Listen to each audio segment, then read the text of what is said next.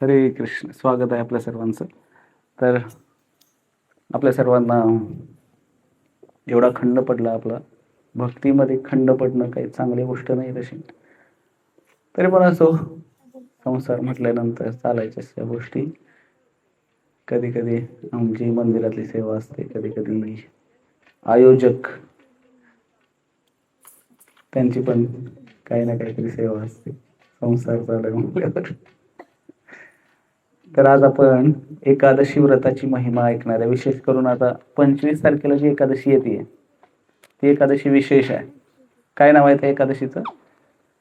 भीमसैनी एकादशी किंवा त्याला पांडव निर्जला एकादशी असं पण म्हणतात. आपल्याला माहिती आहे पांडव निर्जला एकादशी बद्दल? ही येणारी एकादशी निर्जल एकादशी आहे. आत्ता जी येणार आहे 25 तारखेला आहे ना? 25 ला 24 ला 25 ला आहे बहुतेक. तर त्या दिवशी ते निर्जल एकादशीची कथा आपण आज ऐकणार आहोत. तर तसं तर एकादशीच्या दिवशी एकादशीचा महिमा आपल्या सर्वांना माहिती आहे. तर तुकाराम महाराजांनी सुद्धा सांगितलं, कंठी मिरवा तुळशी व्रत करा एकादशी. तर गळ्यामध्ये तुळशीची माळ असायला पाहिजे, कंठी, आणि व्रत एकादशीचं व्रत केलं पाहिजे आम्ही. आणि मग एकादशीचं व्रत का केलं पाहिजे? कारण एकादशी दिवशी काही खाल्लं नाही पाहिजे एकादशी दिवशी. कारण एकादशी दिवशी मध्ये अन्नामध्ये, तर भगवंतांनी सांगितलेलं आहे की जे कोणी एकादशी दिवशी अन्न खातील तर त्या दिवशी अन्नामध्ये पाप पुरुषाचा वास असतो. एकादशी दिवशी अन्न जर ग्रहण केलं आपण, तर अन्न म्हणजे ज्वारी, बाजरी आणि कडधान्य, इतर जे काही आहे, पालेभाज्या असतील, तर एकादशी दिवशी फक्त एकादशीचे पदार्थ खाऊ शकतो. तसं खायलाच नाही पाहिजे काय.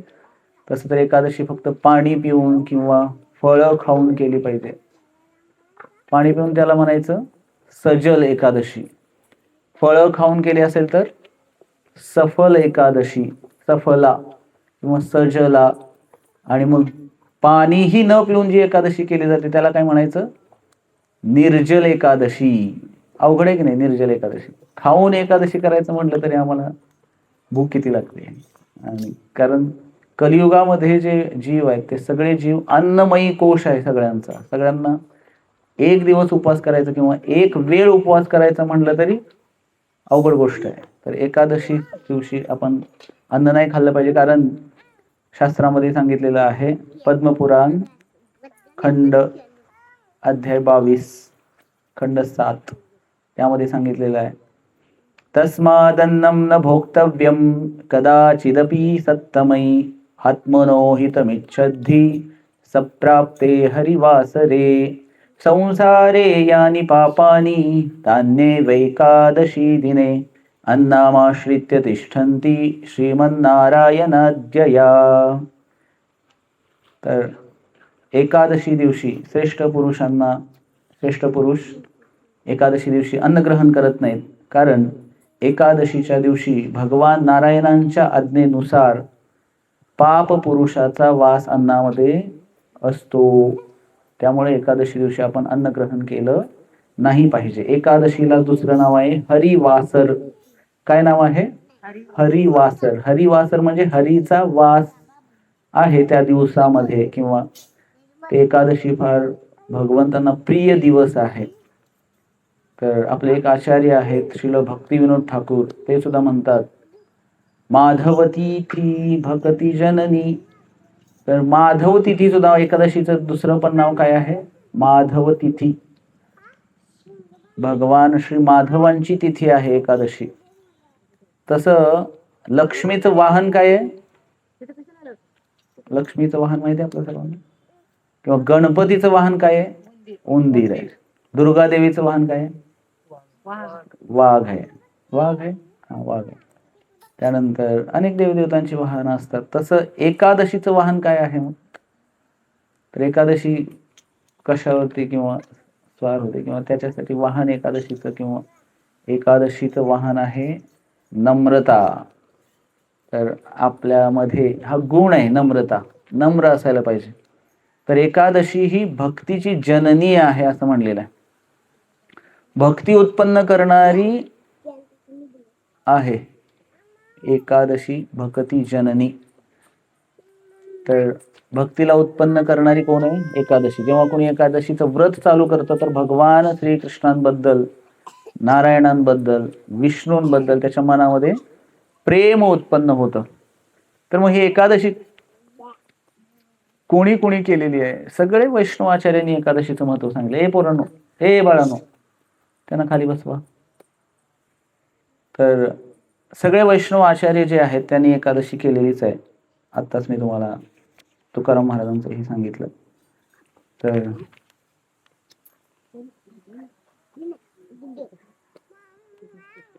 तर ही जी पांडव निर्जला एकादशी आहे, तर वर्षातून किती एकादशी येतात? महिन्यातून 2. वर्षाच्या किती झाल्या मग? 12 दुनी. आणि अधिक मास आल्यानंतर मागची जी एकादशी होती ती अधिक मासातली होती परमा एकादशी. ते 2 वाढतात अधिक मास आल्यानंतर. वाढतात की नाही? वर्षाच्या 24 एकादशी करायच्या असतात. मग एकादशी हे असं व्रत आहे की इतर व्रत तुम्ही नाही केलं तरी चालेल. मग काही लोक ते करतात, कोणी वैभवलक्ष्मीचं व्रत करतं, कोणी सोमवार करतं, कोणी मंगळवार करतं. कुठलं प्रत्येक वार आहे. हरिवासर. हरिवासर म्हणजे हरीचा वार. एकादशी हरिवार, हरीचा वार म्हणलेला आहे. हरीचा वार कोणता? एकादशीचा. म्हणून त्याला हरिवासर. जसं सोमवासर म्हणजे सोमवार, सोमवासर म्हणजे सोमवार, मंगळवासर म्हणजे मंगळवार, तसं हरिवासर म्हणजे एकादशी. तर एकादशीच्या दिवशी तर 24 एकादशी असतात आणि त्या 24 एकादशी करणं सगळ्या करायलाच पाहिजेत, नाहीतर आपल्याला पाप लागतंय. आता सांगितलं की पाप पुरुषाचा वास त्याच्यामध्ये असतो, त्यामुळे एकादशी केलीच पाहिजे. तुमच्यापैकी किती जण करतात एकादशी? माताजी करत नाही. करत नाही तुम्ही एकादशी? करताय ना? जे करत नाही त्यांनी करा. तुम्ही करत नाही एकादशी? मोठ्या फक्त मोठी छोटी नाही. तर काही जण महिन्याची करतात, 15 दिवसाची करत नाही. तर आपल्याकडे असं आपण त्याला हे करून घेतलेलं आहे, नियम लावून घेतलेत की 15 दिवसाची किंवा मोठी एकादशी करतो फक्त. तर एकादशी एकादशीच असते. सगळ्या एकादशी दिवशी सगळ्या एकादशी महत्वाच्या आहेत. प्रत्येक एकादशी महत्वाची आहे. प्रत्येक एकादशीची विशेष कथा आहे आणि त्यामुळेच ही पांडव निर्जला एकादशी पण विशेष आहे. जसं एखादं व्रत 24 एकादशी जर ज्याला जमल्या नाही तर हिला पांडव निर्जला एकादशी का नाव पडलेलं आहे? तर कारण ते मुलांना थोडस शांत बसवा.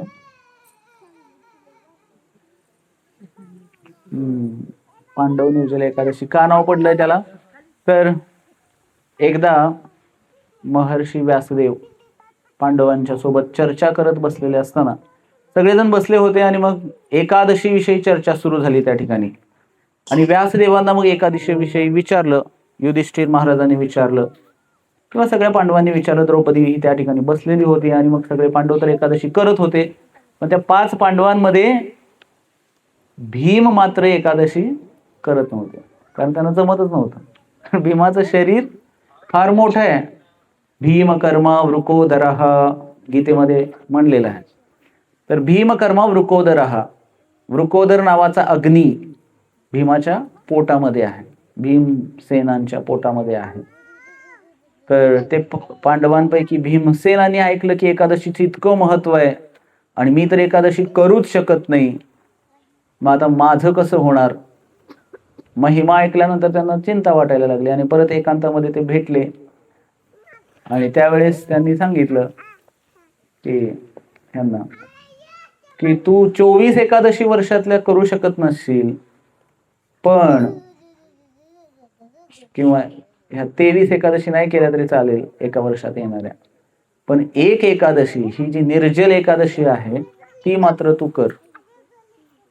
एक एकादशी केल्यानंतर काय होईल की तुला त्या वर्षातल्या सगळ्या एकादशींचं फळ प्राप्त होईल. एक एकादशी केल्यानंतर. बाकीच्या एकादशी नाही केल्या तरी चालेल. याचा अर्थ असा नाही की आम्ही सगळ्या एकादशी नाही करायच्या म्हणजे एकच एकादशी करतो. तर भीमसेनांना का जमत नव्हतं? तर त्यांच्या पोटामध्ये वृकोदर नावाचा अग्नी होता आणि भीमसेनांची सेवा सुद्धा तशा प्रकारची होती. जेवढं धिप्पाड अंग होतं, शरीर होतं, तेवढ्याच प्रकारची सेवा पण त्यांची तशी होती. नाहीतर काही लोक असतात जे शरीर पण मोठं असतं त्यांचं, खातात पण भरपूर, पण काम काहीच करत नाही. जसं काही लोक असं म्हणलेलं आहे की खायला आधी, झोपायला मध्ये आणि कामाला कधी कधी. असे काही लोक असतात, खायला आधी, झोपायला मध्ये आणि कामाला कधी कधी. तर असा काही उपयोग नाही.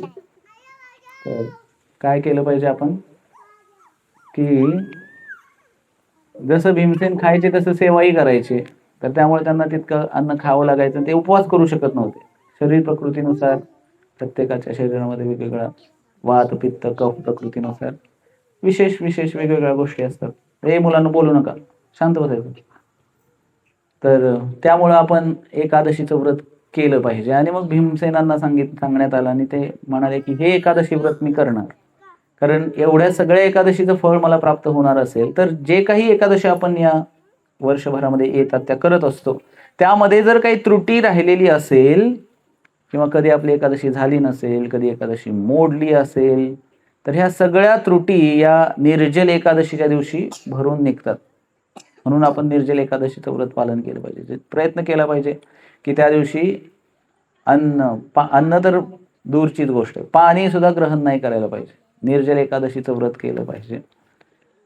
येणारी एकादशी जी पांडव निर्जल एकादशी आहे किंवा भीमसेनी एकादशी आहे, तर त्या एकादशीच्या दिवशी काय नाही केलं पाहिजे हे पण या ठिकाणी सांगितलेलं आहे. द्यूतं क्रीडां तथा निद्रां तांबूलं दंतधावनं परापवादं पैशून्यं स्थेयं हिंसां तथा रतिं क्रोधं च वितथं वाक्यं एकादशां विवर्जयेत. पद्मपुराणामध्ये उत्तरखंड अध्याय 64 श्लोक क्रमांक 18 मध्ये भगवान श्रीकृष्ण आणि युधिष्ठिरांचा संवाद आहे. आणि त्या संवादामध्ये सांगितलेलं आहे की एकादशीच्या दिवशी काही नाही केलं पाहिजे. तर काय काय नाही केलं पाहिजे? एकादशीच्या दिवशी निम्न वस्तूंचा त्याग केला पाहिजे, जे की द्यूत क्रीडा, म्हणजे आता तर काही द्यूत क्रीडा जास्त आहेत. जुगार नाही खेळला पाहिजे एकादशी दिवशी. त्यानंतर झोपलं पण नाही पाहिजे जास्त एकादशी दिवशी, आणि जास्त खाल्लं तर जास्त झोप येते, म्हणून जास्त खायला नाही पाहिजे. एकादशी उपवास शब्दाचा अर्थ काय? काही जणांना वाटतं उपवास म्हणजे खायचं नाही. उपवास म्हणजे काय? उप म्हणजे जवळ, वास म्हणजे राहणे, जवळ राहणे. कुणाच्या? भगवंतांच्या जवळ राहणे. म्हणून एकादशीचा उपवास केला पाहिजे. भगवंतांच्या जवळ राहण्यासाठी काय करावं लागेल? नामजप करावा लागेल किंवा कथा ऐकावी लागेल, दर्शन करावं लागेल त्या भगवंतांचं. त्याला म्हणायचं उपवास. नाही तर मग उपवास म्हणजे केवळ पोटाला नाही काही खाल्लं म्हणजे उपवास झाला असं नाही. हे पोरं काय अवघड काय? शांत बसा, हाताची घडी घाल, लांब बस तू, तर तिकडं माग बस.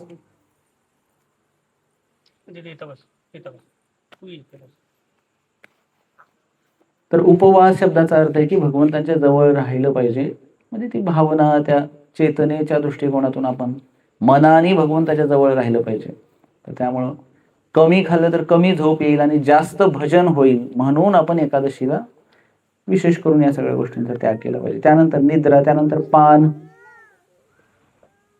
दुसऱ्यांची निंदा नाही केली पाहिजे एकादशी दिवशी, कोणाला शिवीगाळ नाही केली पाहिजे.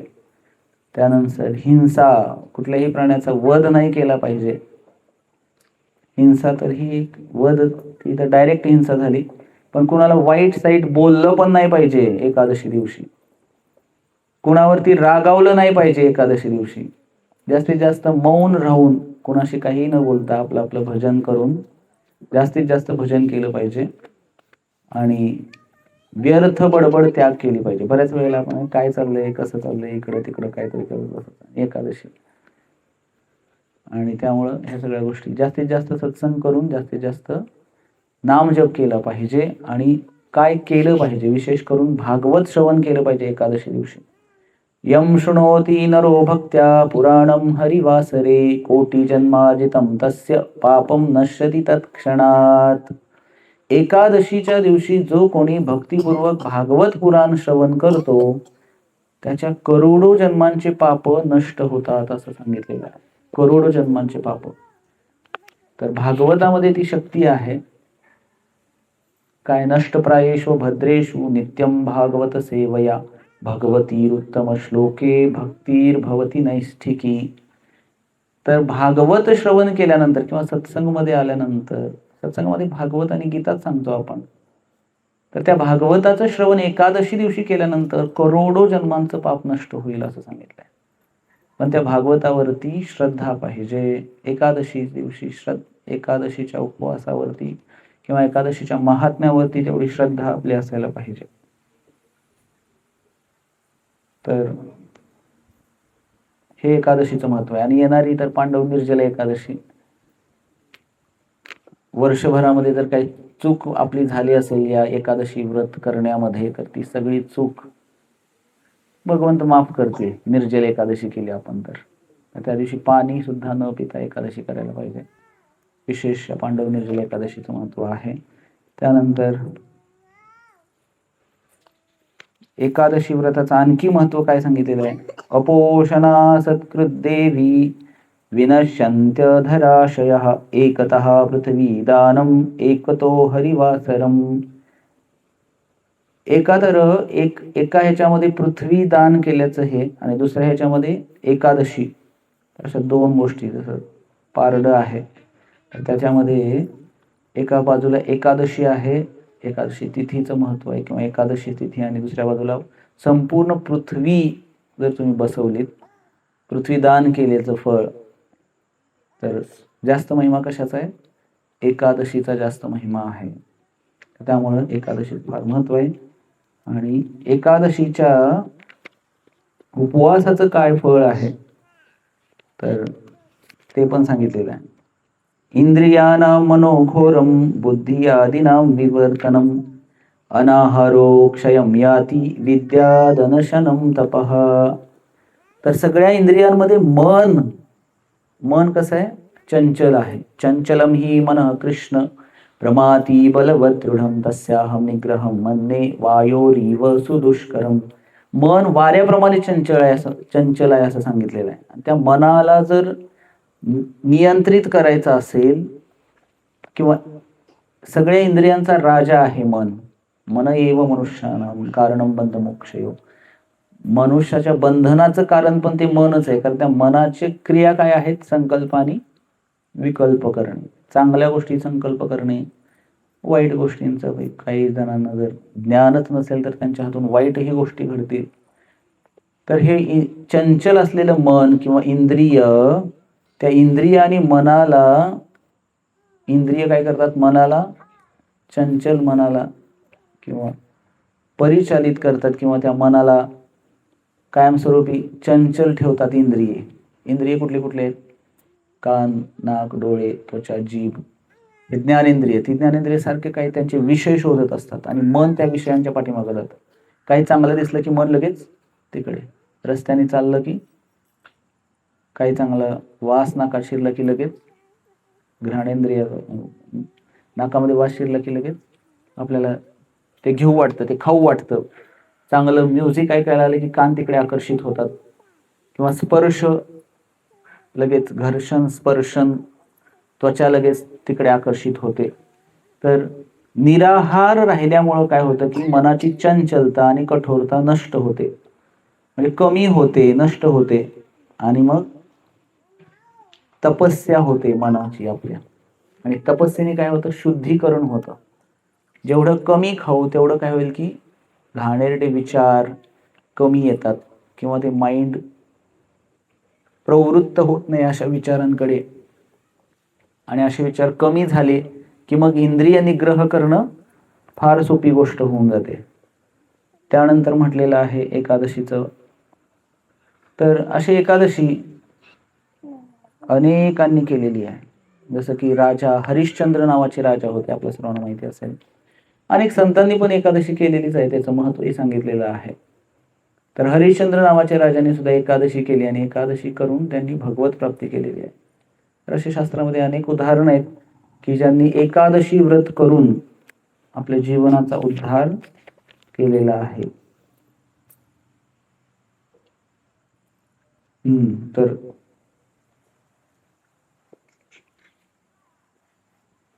एकादशी दिवशी जर आपण भोजन केलं तर अशा व्यक्ती काय, त्याची काय गती होते, तर त्यासाठी बघा सांगितलेलं आहे, यो भुक्ते वासरे विष्णोर गेयः पश्वधिको हि सः विप्रियं च कृतं तेन दृष्टेनैव च पापिना मद्भक्ती बलमाश्रित्य यो भुक्ते वै हरेर्दिने स बाह्याभ्यंतरं देही वेष्टितं पापकोटिभिः. जो व्यक्ती एकादशी दिवशी भोजन करतो म्हणजे अन्न खातो, जसं भाजी भाकरी खात असाल एकादशी दिवशी, तर त्याला पशुप्रमाणे, पशुच्याही खालच्या योनीतला समजलं पाहिजे असं सांगितलेलं आहे. आणि करोडो करोडो पापाचं त्याच्या मनामध्ये किंवा त्याच्या शरीरामध्ये करोडो करोडो पापांचं हे असल्यामुळे तो एकादशी करू शकत नाही असं या ठिकाणी सांगितलेलं आहे. तर त्यामुळे एकादशी दिवशी अन्न ग्रहण नाही केलं पाहिजे. केवळ एकतर पाणी पिऊन करू शकता एकादशी, किंवा फळं खायची असतील तर फळं सुद्धा एकच वेळ फळं खाल्ली पाहिजे. पण एवढं सगळं शक्य, जसं शक्य आहे आपल्याला आपल्या प्रकृतीनुसार आपण हे करायला पाहिजे. जास्तीत जास्त विशेष करून कधी तर आता वर्षातून ही एक एकादशी येते, तर निर्जल एकादशीचं व्रत पालन करण्याचा प्रयत्न केला पाहिजे. तर जे 5 पांडवांपैकी भीम होते, महर्षी व्यासांच्या सांगण्यानुसार भीमांनी एकादशी व्रत केलं आणि निर्जल केलं आणि त्यांना भगवंताची कृपा प्राप्त झालेली आहे निर्जल एकादशी व्रत केल्यामुळे. तर आपण ही प्रयत्न केला पाहिजे. येणारी जी एकादशी आहे ती निर्जल एकादशी आहे आणि केवळ म्हणजे त्या दिवशी कमीत कमी एक दिवस कामातून सुट्टी घेऊ शकता किंवा काही ना काहीतरी करून आपण ती एकादशीचं व्रत आपण पूर्ण करण्याचा, कारण भगवंतांना जर प्राप्त करायचं असेल तर भगवंतांनी जे नियम घालून दिलेले आहेत त्यानुसार आपल्याला आपली भक्ती करावी लागेल. तर भगवंतांनी निर्जल एकादशीचं व्रत आहे तर ते निर्जल करण्याचा प्रयत्न केला पाहिजे. तर जास्तीत जास्त आपण प्रयत्न करायला पाहिजे. आदल्या दिवसापासूनच, दशमीपासूनच जर प्रयत्न सुरू केला तर दशमीचा दिवस थोडंसं कमी खाल्लं पाहिजे, कारण जास्त खाल्लं तर परत तहान लागते. उन्हाळ्याचे पण दिवस आहेत चालू, आणि त्यामुळे दशमी, एकादशी आणि द्वादशीला मग एकादशीचा उपवास आपण सोडून जर निर्जल तुम्ही करत असाल तर दुसऱ्या दिवशी पण थोडंसं कमीच खाल्लं पाहिजे. कारण आणि एकादशी निर्जल केल्यामुळे काय होतं, बॉडी डिटॉक्स होते. शरीरामध्ये जे काही आपल्या आतड्यांमध्ये जर काही घाण साचलेली असेल, कधी कधी आपण भरपूर काही काही खात असतो, तर विशेष करून जे कृष्ण प्रसादच ग्रहण करतात त्यांच्यासाठी जास्त काही हे नाही. पण बाकीचे जे बाहेरचं हे अन्न खात असतील आणि असेही काही लोक एकादशी करतात, मग सगळ्या आतड्यांची शुद्धी होत असते निर्जल एकादशी केल्यानंतर. तर दुसऱ्या दिवशी थोडंसं आपण कमी खाल्लं पाहिजे जेणेकरून जास्त त्रास नाही होणार. तर ज्यांना सवय नाही त्यांना तर त्रास होईल, पण तसं तुकाराम महाराज म्हणतात, येथे पाहिजे जातीचे एऱ्या गबाळ्याचे काम नव्हे. तर निर्जल एकादशी करणं काही साधारण गोष्ट आहे का? कोणी करू शकतं का? फार मोठी तपस्या आहे निर्जल एकादशी करणं, आणि तसा निर्धार आपण केला पाहिजे की नाही, मला एकादशी ही येणारी निर्जल एकादशी मी करणार. असं कोणाकोणाला वाटतं इथं उपस्थित असलेल्यांपैकी सांगा बरं, कोण कोण निर्जल एकादशी करू शकतं? अरे वा, एक जण तर तयार झालं. कमीत कमी सांगितल्यानंतर म्हणजे आमचं प्रवचन आपलं हे झालं. आणि कोण करू शकतं निर्जल एकादशी? प्रभूजी, निर्जल एकादशी करणार आहे ना? निर्जल नक्की दरवर्षी करतात प्रभूजी, निर्जल एकादशी करत असतात. तर आपापल्या शरीर प्रकृतीनुसार राहू शकतं. तर आपण प्रयत्न केला पाहिजे भगवंतांना प्रसन्न करण्याचा. तर विशेष परमपूज्य लोकनाथ स्वामी महाराज, गुरु महाराज सुद्धा ही निर्जल एकादशी करतात. मागच्या वेळेस पण गुरु महाराज श्री पंढरपूर धामामध्येच होते. या वर्षी सुद्धा गुरु महाराज पंढरपूर धामामध्येच आहेत एकादशीसाठी. तर तुम्ही मंदिरामध्ये येऊ शकता एकादशी दिवशी, तिथं बसून जास्तीत जास्त नामजप करू शकता. विशेष करून 64 माळांचा जप केला जातो एकादशीला, 1,00,000 नामजप कमीत कमी हरे कृष्ण महामंत्राचा. तर त्यामध्येही आपण सहभागी होऊ शकता नामजप यज्ञामध्ये एकादशी दिवशी. तर एकादशी बोनस असतो, बोनस. जसं काम आपण केल्यानंतर काय होतं, आपल्याला बोनस मिळतो, कधी दिवाळीला बोनस मिळतो. तर एकादशी दिवशी जेवढी जास्त भक्ती करू तर भगवंत भगवंतच त्या ठिकाणी स्पेशल डे आहे.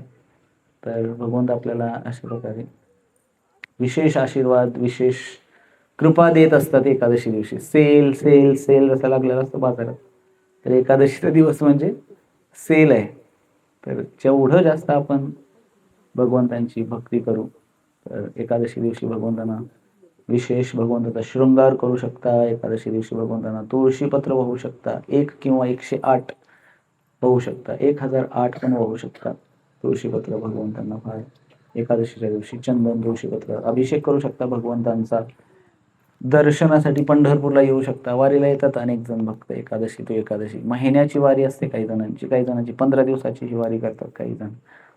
तर असं काहीतरी आपण संकल्प केला पाहिजे. धाम यात्रा, धाम दर्शन, धामाची परिक्रमा, त्यानंतर गीता भागवताचं वाचन, गीता भागवत करीती श्रवण, अखंड चिंतन विठोबाचे एकादशी दिवशी हे करू शकतो. त्यानंतर एकादशी दिवशी उपवास, एकादशी दिवशी घरी कीर्तन करू शकता काही साधूंना बोलवून. हा पण एक प्रोग्राम एकादशी दिवशी होऊ शकतो. तर येत्या निर्जला एकादशीला, एकादशी दिवशी गीतेचं पठण, भागवताचं पठण, पाठन. तर जसं भीमसेनाने प्रयत्न केला, तर आपणही प्रयत्न केला पाहिजे भगवंतांना प्रसन्न करण्याचा एकादशीला. तर येणारी निर्जला एकादशी आपण सर्वांनी निर्जल राहून व्रत करूया. भगवान श्रीकृष्णांकडे त्यांच्या हे व्रत करण्यासाठी आपण याचना, प्रार्थना करूया की भगवंताने आपल्याला तशी ताकद द्यावी, जेणेकरून आपण ही एकादशीचं व्रत निर्जल करू शकतो. आणि इतरांनाही सांगू शकता तुम्ही जास्तीत जास्त, त्यांनाही भगवंताची कृपा प्राप्त होईल. हरे कृष्ण कृष्ण कृष्ण हरे हरे, हरे राम राम राम हरे हरे. पांडव निर्जला एकादशी महोत्सव की, पंचपांडव की. हरे कृष्ण. श्रील प्रभुपाद की. गौर प्रेमानंदे हरि.